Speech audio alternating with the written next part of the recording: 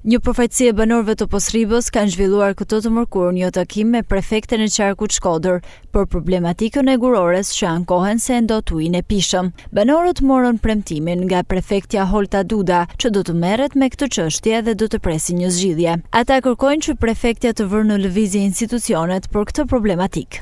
Ne i bëm kërkesë prefektes në priti, ja që me hallën tuan tamam si ashtë për shumë mrena gjitha kornizave ligjore, na premtoj që unë do të mirëm thëmë me të qeshtje, unë e vunë tash e re, besojmë që na do të kërkojmë një çdo institucion, besoj që aja do të veprojnë si mas ligjit. Ja në ku me prefektes, si kryeministër i Shkodrës ashtë kjo, tash kjo ka ndorë që të lëvizin institucionet, sa mrena korniza ligjore si ka, inshallah po bjen taman përshkojnë punët atë ku duhet. Më herët banorët kanë zhvilluar një takim me kryebashkiakun Benet Beci, por deri më tani nuk kanë marrë asnjë zgjidhje, edhe pse çështja ka kaluar në seanca gjyqësore.